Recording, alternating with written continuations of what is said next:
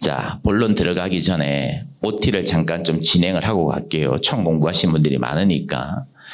우리는 앞으로 공부를 할 건데 형법이 어떻게 구성되어 있는지 모릅니다. 총론이 뭔지, 강론이 뭔지, 총칙이 뭔지, 각칙이 뭔지 개념을 모르니까 그럼 구성에 대한 부분, 비중에 대한 부분을 간단하게 언급을 하고, 두 번째 타직렬과의 비교예요.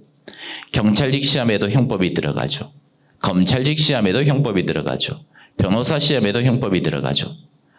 형법은 여러 직렬에 많이 들어가는데 직렬마다 특성이 있습니다. 그 말은 반대로 이야기하면 법원직만이 가지고 있는 특성이 있어요. 그럼 여러분들이 앞으로 형법을 공부할 때 어떻게 접근을 해야 될 것인가, 전략적으로 공부할 필요가 있겠죠. 거기에 대한 부분을 간단하게 언급을 할 거고, 커리큘럼, 앞으로 우리가 1순환, 2순환, 3순환, 4순환을 어떻게 접근을 해야 될 것인가, 지향점에 대한 부분을 좀 공부를 할 거고, 그리고 공부방법, 마음가짐, 마지막으로 본 강의 진행하겠습니다. 자, 첫 번째 시험 범위인데, 형법은 크게 총칙과 각칙으로 이루어져 있습니다. 그럼 총칙은 뭐고 각칙은 뭐냐? 총칙이라는 것은 형법 전반에 걸쳐서 공통적으로 적용되는 규칙이다라고 생각하시면 돼요. 일종의 교집합입니다. 살인죄가 성립이 되려면 범죄를 범하는 주체가 필요하겠죠.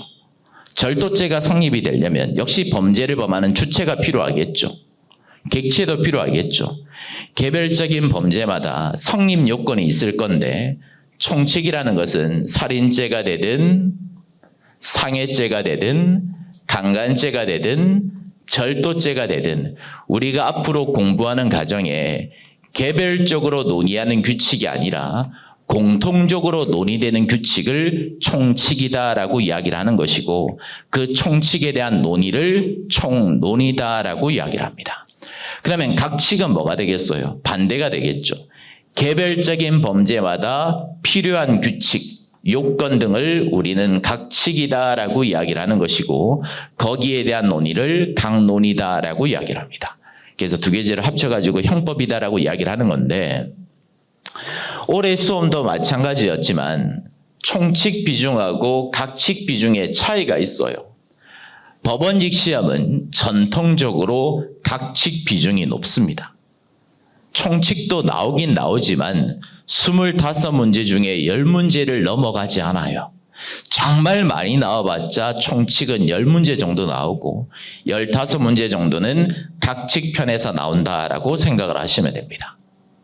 자, 출제 비중은 35 내외, 65 내외다라고 생각을 하시면 되고요. 그럼 선생님, 총칙이 어렵습니까? 각칙이 어렵습니까? 이건 사람마다 달라요. 왜 사람마다 다르냐면, 총칙은 일종의 도구마입니다. 선생님, 도구마가 뭡니까? 일종의 체계라고 생각하시면 돼요. 구조로 짜여져 있습니다. 일종의 톱니바퀴처럼 생겼다라고 생각하시면 돼요. 하나의 톱니바퀴가 빠져버리면 톱니바퀴가 굴러갈 수가 없죠. 그런 구조예요. 그렇기 때문에 일종의 수학과 비슷합니다. 아주 논리적이고 체계적으로 구성이 되어 있어요. 하지만 강론은 개별적인 범죄를 공부하는 겁니다. 살인죄가 뭔지, 횡령죄가 뭔지, 강간죄가 뭔지, 어떤 톱니바퀴가 있을 수가 없어요. 그냥 파트마다 쪼개져 있다고 생각하시면 됩니다. 그러다 보니까 수학적인 논리를 중요한다, 사고력을 중시한다, 이런 학생들은 총칙을 좋아합니다.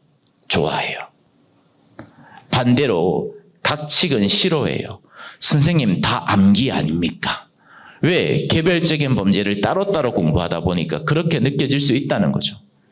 사람마다 편차가 약간 있을 수는 있겠지만 그게 중요한 건 아니죠. 우리는 합격이 중요한 거니까.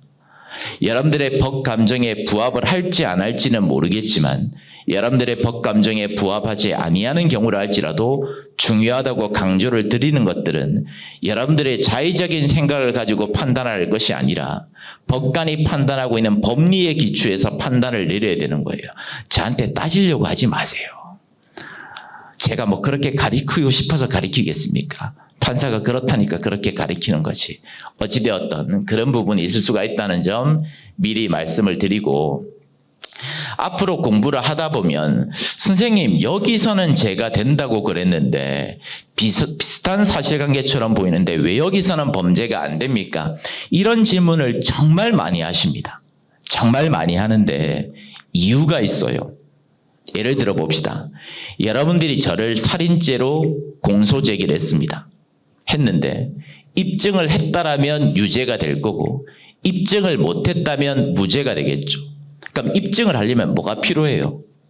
증거가 필요하겠지. 근데 그 증거가 증거 능력이 인정될 수 있는 증거일 수도 있고 증거 능력이 인정될 수 없는 증거일 수도 있겠죠.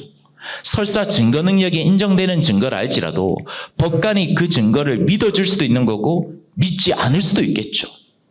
그럼 여러분들이 아무리 증거를 100가지를 가져왔어도 법관이 안 믿겠대. 그럼 저의 혐의를 입증할 수 있습니까? 입증할 수 없어요. 그렇기 때문에 사실관계는 매우 흡사하게 보여도 결론은 판이하게 달라질 수가 있는 거예요. 그렇기 때문에 여러분들은 공부를 할 때 계속 의문점을 가지게 되는 거죠. 선생님 여기서는 제가 된다고 했는데 왜 여기서는 제가 안 됩니까? 결국 어떤 문제가 있다? 혐의점을 입증할 수 있는가 없는가? 증명에 대한 문제에서 차이가 발생이 될 수가 있습니다. 두 번째는 상고 이유에 대한 문제예요. 1심이 있고 2심이 있고 3심이 있죠. 대법원이 3심인데 우리는 어떤 결론을 공부하는 거냐면 대법원의 판례를 공부하는 겁니다. 1심, 2심을 공부하는 건 아니에요. 만약에 2심에서 무죄를 인정을 시켰습니다. 그럼 누가 불복을 하겠습니까? 검사 측이 불복을 할 거고 2심에서 유죄가 인정이 된다면 누가 불복을 하겠습니까? 피고인이 불복을 하겠죠. 상고를 제기를 할 건데 상고를 제기한다고 대법원에서 다 받아주는 게 아니에요. 나중에 여러분들이 실무에 가보시면 알겠지만 상고 이유서라는 걸 적어야 됩니다. 타당한 이유가 있어야 된다는 거예요. 합당한 이유가 있어야 된다는 겁니다. 아니 대법관들 바쁘시잖아요. 사건 사고가 한두 가지가 아닌데 상고한다고 다 받아주면 대법원 업무 마비됩니다. 돌아갈 수가 없어요. 즉 상고 이유를 어떻게 주장했는가에 따라서 상고 이유서에 적혀져 있는 내용만 판단하는 겁니다. 이게 원칙이에요. 그러니까 변호사가 어떻게 상고 이유를 주장했는가, 검사가 어떤 것을 주장했는가에 따라서 결론은 달라질 수가 있어요. 사실관계는 똑같이 보여도. 그렇기 때문에 결론은 달라져 버리는 겁니다. 그러면 선생님 이해를 하는 게 중요한 거니까 모든 걸 다 찾아서 이해를 해야 되겠네요. 그렇게 접근을 하면 형법 공부만 3년 해야 돼요. 3년. 그렇게 공부할 수는 없어요. 대신 어느 정도는 강사가 비하인드 스토리를 말해줘야 되겠죠. 이 판례와 매우 흡사해 보이겠지만 구조적으로 비슷해 보이겠지만 이러이러한 비하인드 스토리가 있었기 때문에 여기서는 유죄가 되는 사안이고 여기서는 무죄가 되는 사안이다. 그럼 여러분들은 어떻게 비교를 하셔야 되겠습니까? 일단 사실관계 키포인트가 되는 키워드를 먼저 체크를 하고 비하인드 스토리를 머리에 그리면서 결론 위주로만 정리를 하시면 돼요. 아주 고차원적인 사고를 요하는 문제는 없습니다. 우리 변호사 시험 공부하는 거 아니거든요. 그래서 적절하게 파고들면 되지. 어떤 학생들은 성향상 판례 하나를 자기가 이해가 될 때까지 파고드는 분들이 있어요. 좋지 않은 습관입니다. 절대로 그런 공부는 하시면 안 돼요. 제가 오늘도 수업 끝마치고 상주를 할 겁니다. 질문을 받을 건데 여러 가지 질문을 하실 건데 제가 들어봤을 때 옳지 않은 방향으로 접근이 되면 저는 칼같이 차단을 할 거예요. 제가 몰라서 답변을 안 드리는 게 아닙니다. 저는 어려운 거 좋아해요. 지엽적인 거 좋아하고. 저를 아시는 분들은 알겠지만 저는 들고 파는 스타일이기 때문에 어려운 걸수록 더 좋아하는 입장이지만 그건 수험적으로 아무런 도움이 되지 못합니다. 여러분들이 올바른 길로 가는 게 저의 목표고 목적에 해당이 되는 것이기 때문에 그냥 시킨 것들만 하시면 돼요. 그리고 벌써 카페에 선생님 저 1년 동안 무조건 합격을 해야 됩니다. 뭐 어떻게 공부를 해야 될 겁니까? 뭐 그런 글들이 있던데 그런 부분들은 차차 논의하기로 하고 가장 중요한 건 체력이에요. 체력. 운동 열심히 하십시오. 정말 잔소리처럼 들리겠지만 체력이 뒷받침이 되지 않으면 여러분들은 절대 1년을 완주하지 못합니다. 단언할 수 있어요. 지금이야 이제 처음 공부하니까 열의를 가지고 있으니까 간절함이 있으니까 나 무조건 12개월 내에 합격한다라고 생각하겠지만 한 6개월만 달려보세요. 체력이 뚝뚝 떨어집니다. 학원에 나오기 싫어요. 처음 나올 때야 6시에 나오지 7시에 나오지 한 몇 달만 지나보세요. 헐레벌떡 들어옵니다. 헐레벌떡 들어온다고. 그러니까 수시로 뭐 주말이 되든 평일이 되든 여유 시간이 있으면 유튜브 볼 생각하지 말고 인스타 할 생각하지 말고 사육신공원으로 가서 걷거나 뛰세요. 그게 수험에 이롭습니다. 분명히 말씀드렸어요. 정 없으면 돈 내서 운동할 필요 없잖아. 계단이라도 오르내리세요. 7층, 8층 딱 좋잖아요. 한 두세 번만 해보십시오.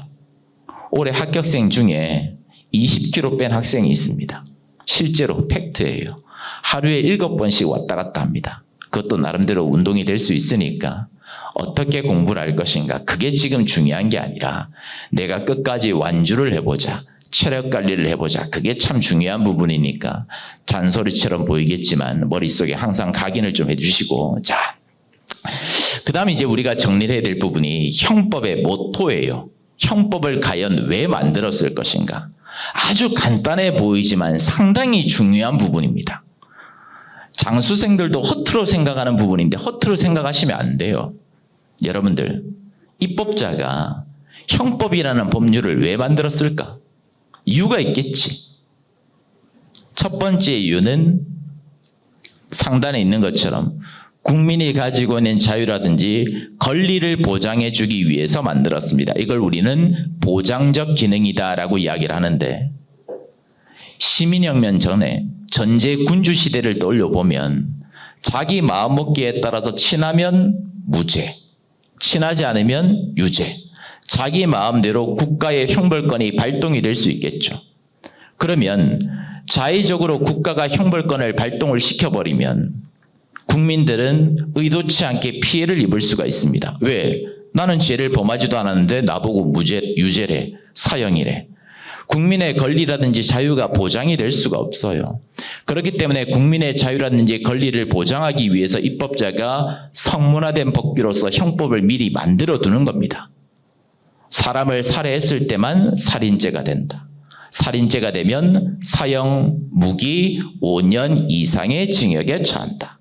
사람의 재물을 절취했을 때만 329조에 따라서 절도죄가 성립된다.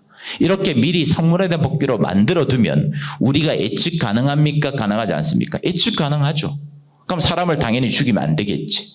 그럼 죽였다면 당연히 처벌이 될 것이고. 두 번째 모토, 기능이 뭐냐면 공동체 생활을 유지하기 위해서 만들었어요. 더 중요하다고 볼 수가 있는데 지금도 이 강의실에는 많은 학생들이 앉아 계십니다. 처음이니까 이제 대면 하니까 조용히 있겠지만 한 일주일, 한 달 지나면 분란이 생겨요. 선생님, 옆에 있는 학생이 계속 다리를 떱니다. 선생님, 뒤에 있는 학생이 볼펜을 계속 까딱까딱거립니다. 선생님, 어떤 학생이 강의실에서 음료수를 마십니다. 캔을 땁니다. 계속 이야기가 들려와요. 그러면 뭐가 필요합니까? 규범이 필요해요. 우리가 지켜야 될 행동 준칙이라는 게 필요하다고. 그런 행동 준칙이 없으면 이 강의실, 이 강의를 제가 이끌어갈 수가 없어요. 역시 마찬가지입니다. 규범이 없으면 국가를 이끌어갈 수가 없습니다. 분쟁을 해결할 수가 없으니까. 그렇기 때문에 형법을 미리 만들어 둔 거예요. 그러면 국가를 잘 운영을 하고 이끌어 가려면 범죄의 가지수를 많이 만들어 두는 게 좋겠습니까? 적게 만들어 두는 게 좋겠습니까? 많이 만들어 두는 게 좋아요. 비둘기한테 밥 주는 것도 범죄다. 지하철에서 노약자한테 자리를 양보하지 않는 것도 범죄다. 이러한 사소한 것들까지 다 범죄로 만들어두면 국가는 잘 유지될 수 있죠. 명확한 규범이 있으니까. 하지만 반대로 범죄의 가지수를 너무 많이 만들면 무엇이 보장될 수가 없어요. 국민의 권리나 자유가 보장이 될 수가 없어요. 왜? 비둘기한테 밥도 못 주니까. 내가 앉고 싶어도 앉지도 못하니까.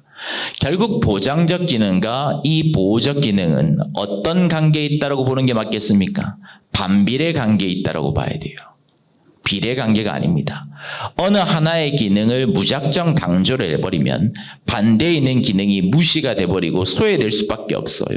그래서 이 두 가지의 기능을 우리는 보통 반비례 기능이다라고 이야기를 하고, 자, 공동체 생활을 유지하기 위해서 무엇인가를 보호하기 위해서 형법을 만들었는데, 그러면 여기서 가장 중요한 부분이 뭐냐면, 왜 이렇게 울리지? 보호법익에 대한 문제입니다.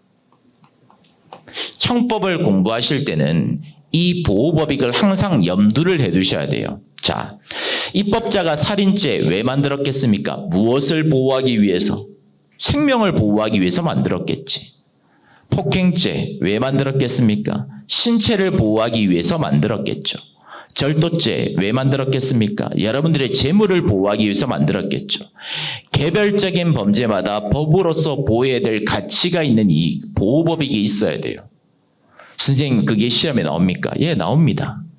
모든 범죄마다 보호법익이 기출이 되는 것은 아니지만, 나오는 건 아니지만, 기본적으로 보호법익을 전제로 깔고 문제에 접근을 하셔야 돼요. 그래야지만 판례의 논리, 법리가 보입니다. 아니, 판례가 생뚱맞게 유죄 무죄를 판단하겠습니까? 아니죠.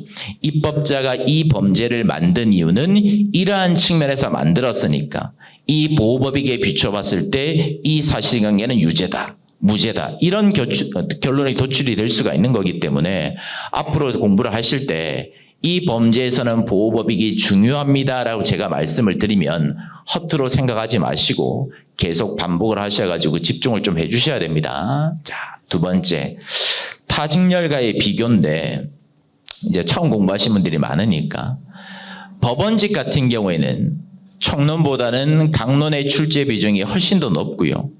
예전에 비해서 지문 길이가 상당히 길어지고 있는 추세예요. 예전 한 10년도, 15년도 전의 기출을 보면 지문 길이가 상당히 짧아요. 한 지문당 길어봤자 한 5줄, 정말 길어봤자 7줄, 8줄입니다. 하지만 요즘은 한 문제가 아니에요. 한 지문입니다. 한 지문당 긴 것들은 무려 13줄이에요. 그건 뭐예요? 결국 속독시험이에요. 속독시험. 그럼 여러분들 실제로 시험장 갔을 때 한 지문 13줄인데 그거 일일이 한 땀 한 땀 읽어놓고 있으면 시간 내에 문제 풀 수 있습니까? 절대 못 풉니다. 시간을 2배로 줘도 못 풀어요. 초시생들이 항상 힘들어하는 부분이 시간 관리가 안 되기 때문에 힘들어하는 거예요. 선생님, 시간 내에 못 풀었습니다. 절반 이상은 찍었습니다. 처음에는 당연히 그럴 수밖에 없어요. 왜? 내용도 모르고 해독이 안 돼 있으니까. 그럼 여러분들이 앞으로 이 긴 지문들을 단 10초 만에 풀어내려면 무엇을 알아야 돼요? 이 판례에서의 쟁점을 알아야 돼요. 이 판례 전체를 공부하는 게 아닙니다. 이 판례에서 과연 수험적으로 중요한 포인트, 쟁점이 뭘까만 공부하는 거고, 그 쟁점만 추출했다면 그 긴 지문들을 빠르게 그냥 대각선으로 훑어내려가면서 쟁점만 체크하고 바로 결론으로 가셔야 돼요. 그런 연습을 선행하지 않으면 절대 고득점이 나올 수도 없고요. 시간 내에 문제를 풀어낼 수도 없습니다. 허나 지금부터 겁을 먹을 필요는 없어요. 1순환 잘 거치고 2순환 잘 거치고 3순환 과정에 갔을 때 문제풀이를 계속 반복을 하다 보면 어느샌가 나도 모르게 몸에 배어 있어요. 다만 전제는 복습을 열심히 하셔야 됩니다. 복습을 안 하시면 강의를 듣는 건 공부가 아니에요. 우리 여기 왜 왔습니까? 합격하려고 왔죠. 그럼 합격하려면 뭘 해야 돼요? 학습을 해야 돼요. 학습이 뭔데? 배우고 익힌답니다. 배우는 게 공부는 아니에요. 배우고 익히는 게 공부입니다. 습을 안 하는데 어떻게 점수가 나와요? 가끔 학생들은 이 강의에 특히 인강 들으시는 분들 잘 들으세요. 스페이스바 누르지 마세요. 제발 좀. 아니, 스페이스바 누르면 합격이 돼요? 돈이 나와요? 아니잖아. 제가 아까도 말했지만 특히 꼼꼼하신 분들 놓친다 이거야. 잠깐 졸았다 이거야. 스페이스바 눌러요. 다시 돌아갑니다. 강사가 무슨 말 했는지 다 받아적기 하고 있어요. 지금 받아쓰기 하러 왔습니까? 아니잖아. 놓치면 놓치는 대로 넘기세요. 그래서 순환강이란 게 있는 거예요. 우리는 신이 아닙니다. 1순환 때 완결을 지을 수는 없어요. 놓치면 놓치는 대로 2순환 때 메워야지. 2순환 때 놓치면 놓치는 대로 3순환 때 메워야지. 3순환 때 또 놓쳤어. 그럼 4순환 때 메워야죠. 그렇게 점진적으로 해독을 반복하면서 구멍이 난 부분을 메운다고 생각을 해야지, 원큐에 뭔가 성과물을 내려고 접근하니까 계속 공부가 무너지기 시작하는 거예요. 복습할 시간은 없어지는 거고.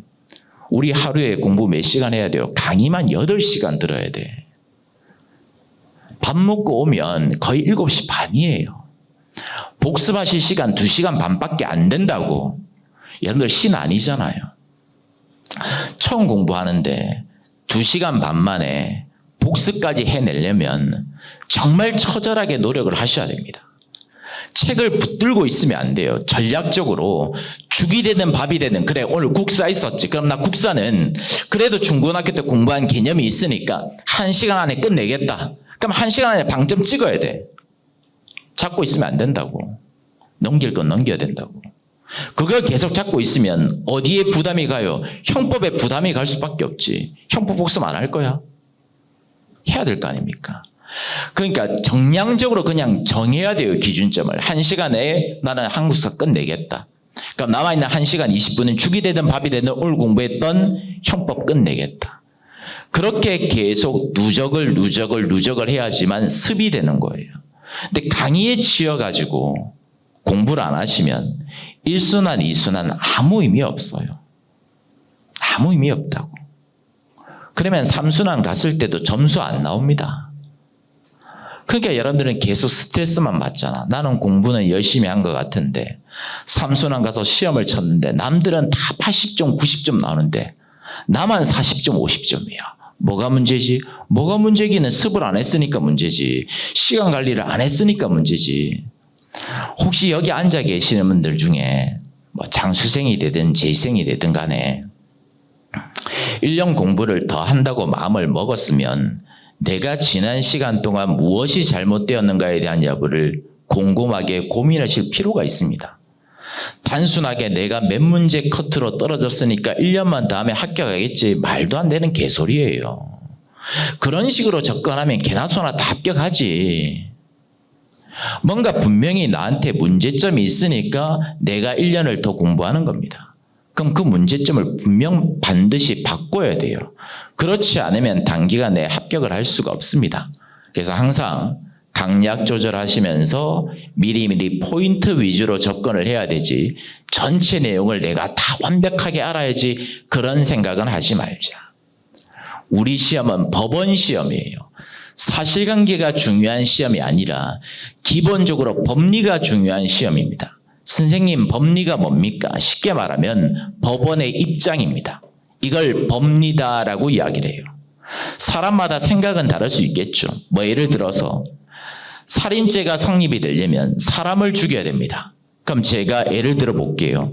사람은 누군데요? 뱃속에 들어있는 태아는 사람입니까? 사람마다 생각 다를 수 있겠죠. 어떤 사람은 사람이라고 할 거고 어떤 사람은 사람이 아니라고 할 거고. 선생님, 사람 아닙니다. 뱃속에 들어있는 태아가 어느 정도는 모체로부터 노출이 돼야 됩니다. 이걸 일부 노출설이라고 이야기를 하는데, 그럼 그때부터 사람입니까? 그렇게 보는 사람도 있을 거고 아닌 사람도 있겠죠. 사람마다 생각은 천차만별이라는 거예요. 그럼 판례는 어떤 입장을 취하는가? 태아도 사람이라고 봅니다. 그게 법리예요, 법리. 판례가 과연 어떤 입장을 취하고 있을 것인가? 그게 우리 시험에서는 기준점이 돼야 돼요. 그 기준점이 없으면 사실관계는 아무런 의미가 없습니다. 법리를 먼저 기준으로 잡아두고, 그럼 뱃속에 들어있는 태아도 사람이네? 제가 그러면 태아를 죽였다는 사실관계가 있다고 칩시다. 그럼 저는 살인죄가 될 수 있습니까? 될 수 있겠지. 법리에 비춰봤을 때 뱃속에 드는 태아도 사람이라고 볼 수 있으니까 제가 살인의 고의를 가지고 뱃속에 드는 태아를 죽였다면 살인죄가 당연히 될 수도 있겠죠. 사실관계도 중요한 경우가 있을 수가 있겠지만 법원직 시험은 말 그대로 법원 시험이기 때문에 사실관계에 대한 접근보다는 무엇이 선이행이 돼야 된다? 법리적인 접근이 선이행이 되어야 됩니다. 이 선이행이 되지 않으면 형사법 시험은 절대 고득점이 나올 수가 없어요. 형사소송법도 마찬가지입니다. 형법도 마찬가지고. 항상 명심을 좀 하셔야 돼요. 두루뭉실하게 접근하면 안 됩니다. 처음부터 좀 전략적으로 가야 돼요. 자, 커리큘럼에 대한 문제로 갑시다. 1순환이 있고 2순환이 있는데 1순환은 기본적인 개념, 구조를 잡는다고 생각하시면 됩니다. 형법이 뭔지 모르니까, 살인죄가 뭔지 모르니까 기본적인 체계를 잡는 과정이다라고 생각하시고 2순환 과정이 상당히 중요합니다. 이 2순환 과정이 무너져 버리면 3순환 과정은 오타네요. 3순환 과정은 큰 의미가 없어요. 왜 그러냐면 1순환 때 기본적인 개념이라든지 체계를 갖추고 집안을 단단히 하는 과정이에요. 땅을 굳건히 하는 과정입니다. 그리고 여기다가 나무를 심을 거예요. 그럼 2순환 때는 심은 나무에다가 여러 가지 판례들을 가지치기를 할 겁니다. 양을 풍성하게 늘릴 거예요. 그럼 늘리지 못하면 이 내용 알이 없으면 결국에는 시험 문제로 접근을 할 수가 없습니다. 그래서 1순환보다는 2순환 과정이 상당히 중요하다고 생각하시고 1순환 때도 당연히 복습을 하셔야 되겠지만 2순환 때 특히 복습에다가 힘을 좀 실어 주셔야 돼요. 안 그러면 3순환 과정부터 문제를 풀기가 상당히 힘들어집니다. 우리는 8과목을 공부해야 돼요. 그렇기 때문에 휘발성이 있고 양이 많기 때문에 적절하게 대응을 좀 하셔야 되고, 그 다음에 이제 3순환 진도별 모의고사인데 지금까지 공부했던 내용을 시험 문제에 대입을 해서 응용을 한다라고 생각하시면 됩니다. 기본서가 있죠. 쭉 한 펼쳐 보시면 판례 박스도 있을 거고 이론 지문도 있을 거고 쭉 내용들이 있는데 책에 있는 지문이 문제로 그대로 나오지는 않습니다. 물론 책에 있는 내용이 컨트롤 C, 컨트롤 V 복붙되어서 나오는 지문들도 상당히 많겠지만 변형되어서 나오는 케이스도 상당히 많아요. 그럼 변형되는 지문을 적절하게 여러분들이 대처를 하려면 이 과정에서 무엇이 이루어져야 되겠습니까? 이해가 이루어져야 돼요. 이해가. 단순하게 두 문자나 키워드식 강의는 시대가 끝났어요. 그거는 2010년대 초반까지는 통용이 되죠. 왜? 지문이 짧으니까.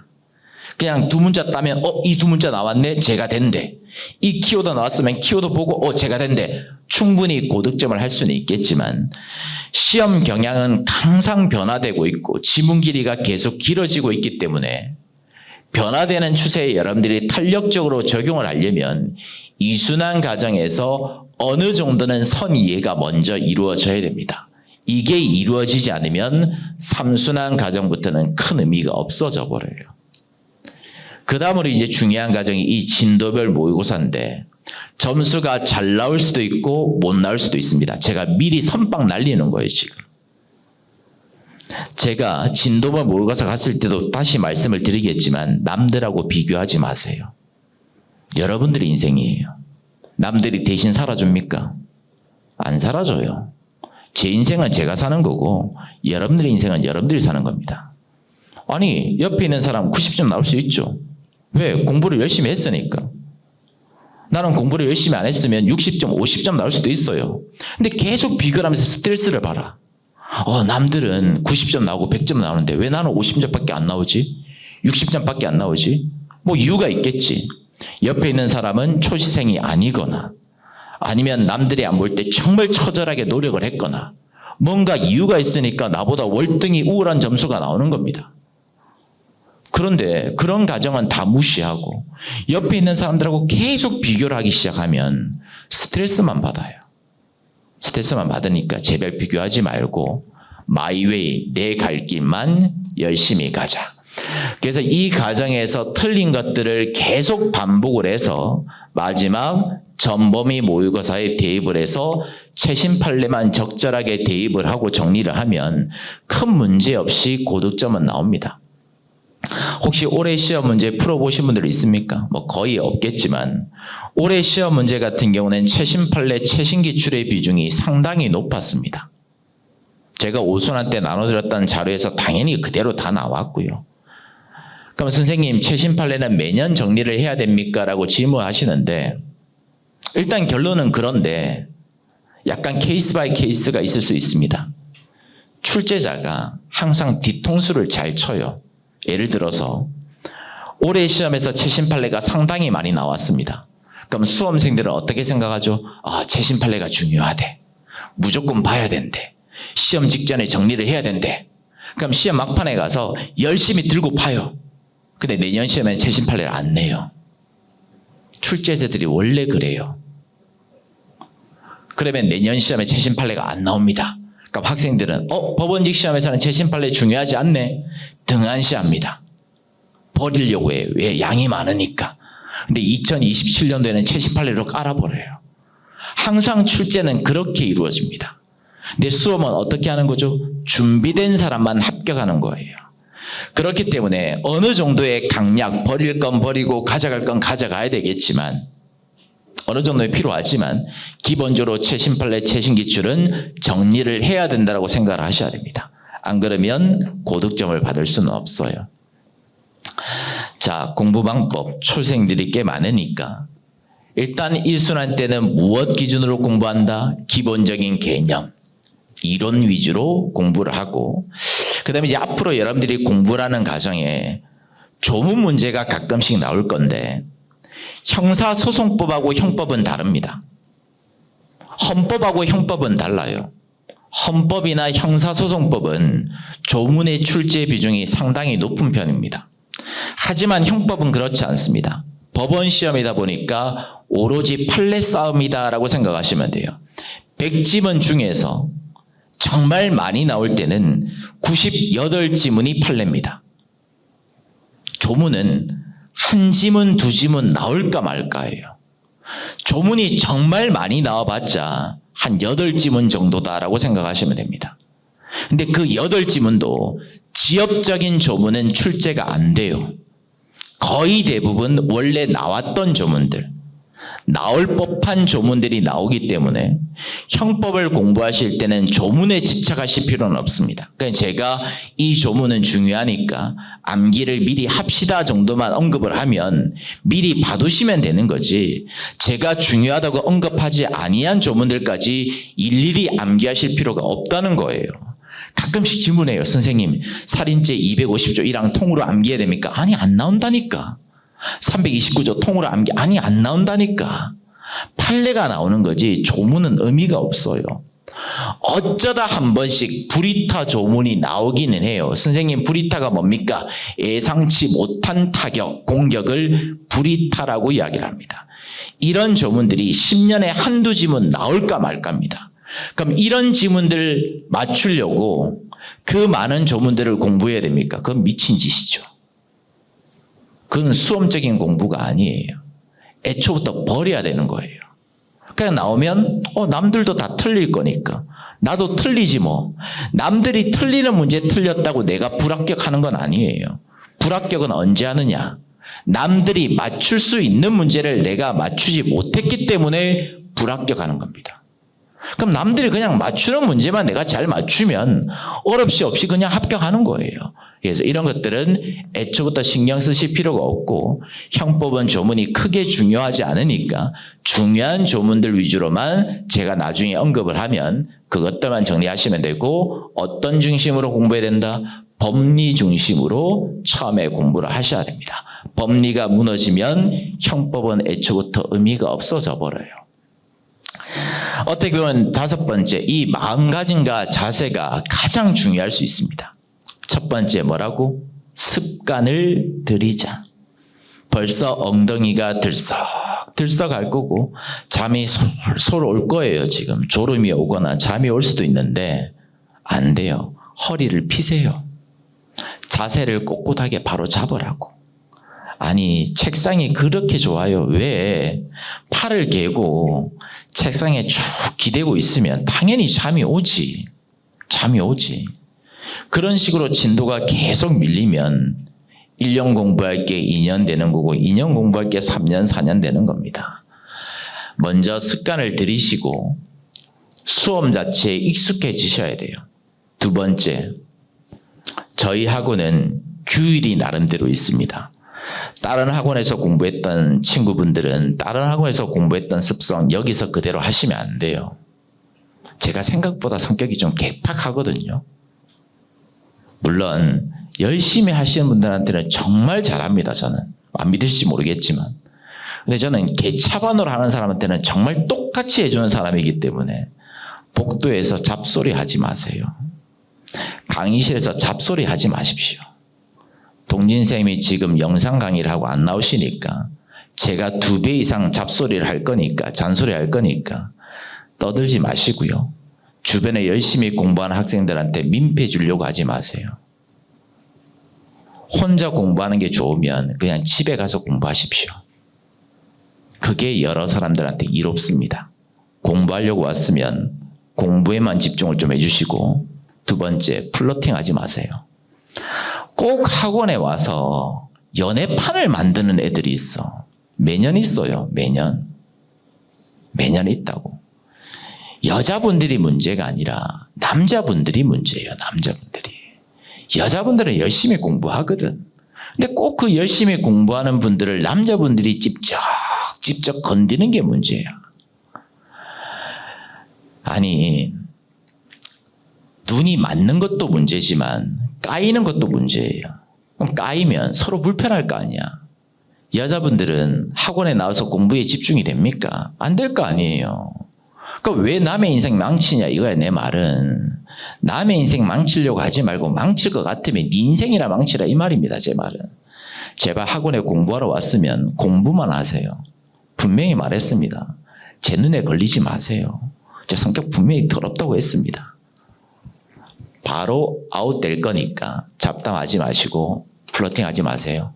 동생이 없으니까 동생 목까지 제가 대신할 겁니다. 비교하지 말자는 제가 말씀드렸으니까 비교하지 말고 스스로를 사랑하고 존중하십시오. 내 스스로를 사랑해야 발전이 있어요. 남들하고 비교하면서 계속 자존감을 깎아먹을 필요는 없습니다. 공부를 오래 하다 보면 자신감도 떨어지고 자존감도 떨어지는 건 사실이지만 할 수 있다 계속 되뇌이시고 하다 보면 분명 좋은 결과가 있을 거니까 믿으십시오.